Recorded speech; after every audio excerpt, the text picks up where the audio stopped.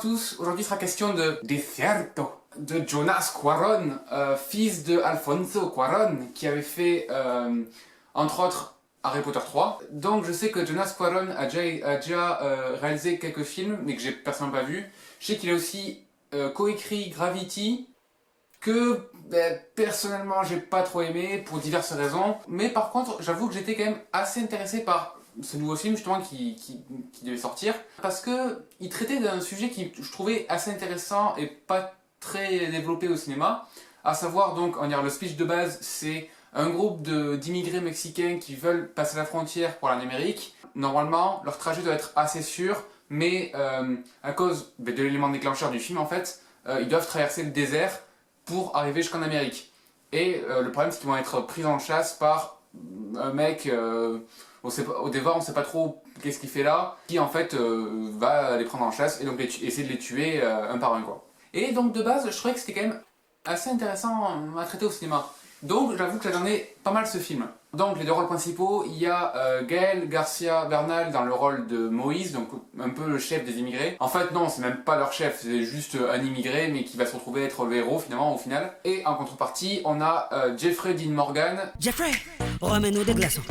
Dans le rôle donc justement du chasseur. Et donc du coup déjà rien qu'avec les deux personnages principaux, j'avoue que c'était assez tentant hein. Enfin personnellement j'avoue que Jeffrey Dean Morgan c'est vraiment genre un acteur que j'aime beaucoup parce qu'il a une façon de jouer assez particulière que j'aime beaucoup. Donc ici dans le rôle du gros dur endurci et aigri par le désert, faut dire que franchement sa tête elle va assez avec le personnage.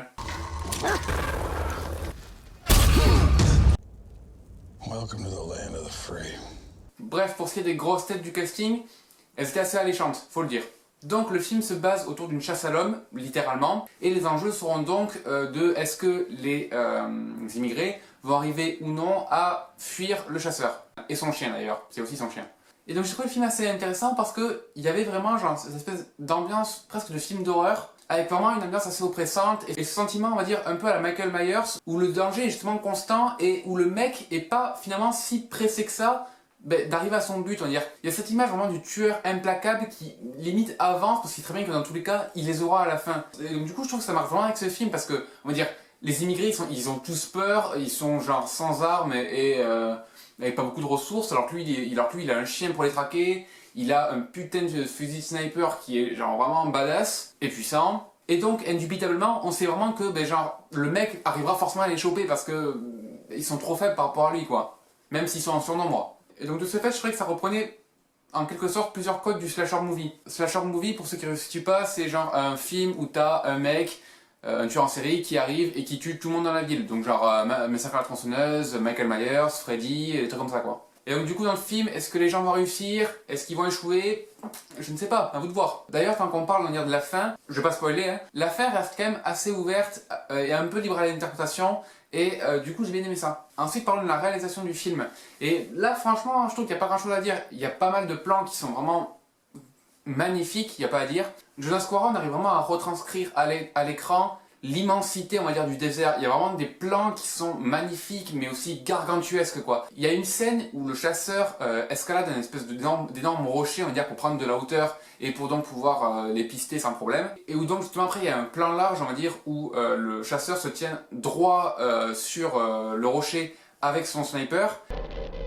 Et franchement ce plan là il dégage une de ses puissances, c'est hallucinant. Et il y a plein de scènes comme ça on va dire où il y a des coupures et où justement on va dire ça passe d'un plan fixe rapproché à un plan large pour montrer on va dire, la scène dans son ensemble. Et franchement voilà on va dire, ça donne vraiment cette sensation on va dire, d'immensité que dans tous les cas peu importe si les gars crient pour que quelqu'un vienne les chercher, mais personne ne viendra parce que on va dire, le truc c'est immense et personne n'est là pour les sauver. Et donc de ce fait la plupart des plans larges je trouvais qu'ils étaient vraiment bien dosés et très beaux à voir. Et puis il y a pas mal de jeux par rapport au soleil on va dire qui se lève et qui se baisse. Et donc il y a des plans on va dire qui durent genre je sais pas 30 secondes, une minute et qui en fait filment juste les gars avancer pendant que le soleil on va dire sort de l'horizon ou alors se couche à l'horizon. Et donc c'est vraiment très poétique comme plan et donc voilà, c'est beau. Oui, oui, oui. Après par contre en parlant de la réalisation, il y a plusieurs scènes, notamment pendant les scènes de course-poursuite, où justement on va dire c'est filmé en caméra à l'épaule qui bouge à fond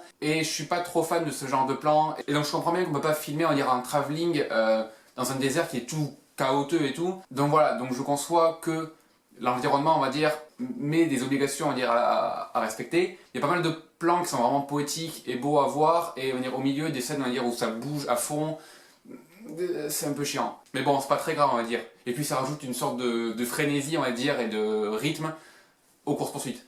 D'ailleurs, en parlant de frénésie et de rythme, parlons de l'ambiance du film.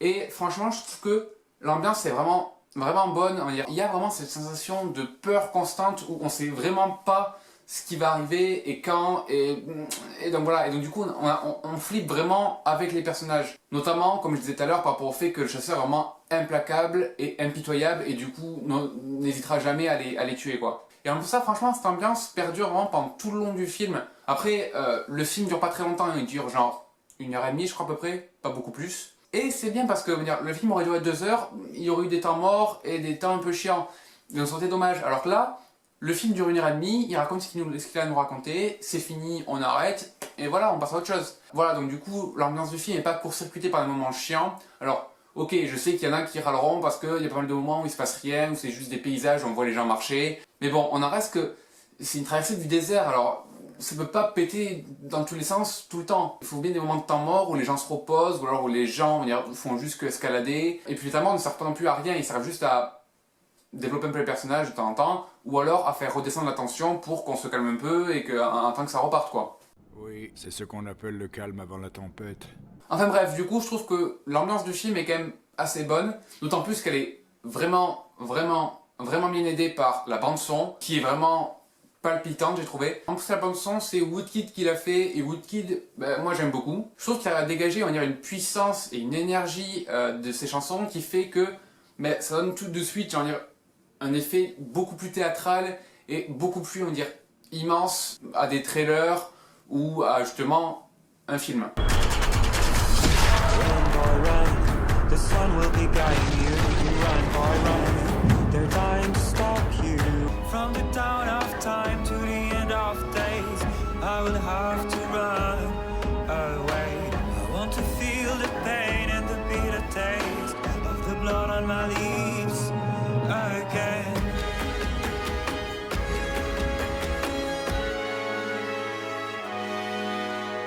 Et il fait donc ici la bande son, et franchement je la trouvais pas mal. Alors, elle est pas omniprésente, il y a pas mal de moments qui sont juste sans musique du tout, c'est genre juste le silence. Mais par contre justement la musique c'est arrivé au bon moment, et on va dire, elle a toujours la puissance qu'a Woodkid, donc c'est avec des espèces de... pas des tambours, mais je sais pas ce que c'est. Avec des percussions vachement distinctives, comme celle qui était dans Run Boy Run. Et donc il y a cette espèce de tempo vachement frénétique et vachement puissant pendant les scènes de course-poursuite, accompagné d'autres instruments qui arrivent vraiment à garder l'attention. Et franchement ça marche assez bien, il n'y a pas à chier. De toute manière, de base, je trouvais déjà que ce que faisait Woodkid c'était clairement de la musique de film. Pas de la musique à écouter comme ça au pif. Donc là il fasse une bande originale de film, c'est juste la suite logique des choses selon moi. On bat les couilles, frère.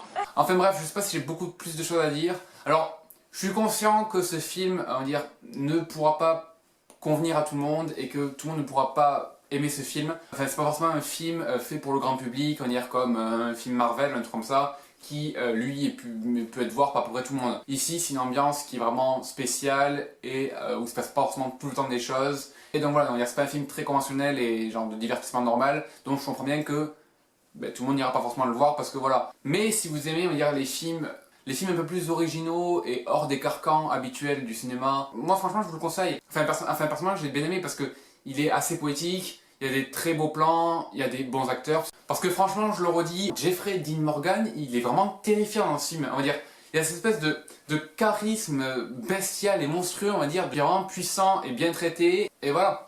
Bref, je pense que je vous ai à peu près tout dit sur ce que j'avais à dire sur le film. Pour moi c'est un bon film. Donc voilà, donc n'hésitez pas à vous abonner à la chaîne, à la page Facebook, d'aimer la vidéo, de la commenter si vous avez vu le film, dites-moi ce que vous en avez pensé. Partagez-la, gardez la forme, moi je vous dis à la prochaine et téléportation.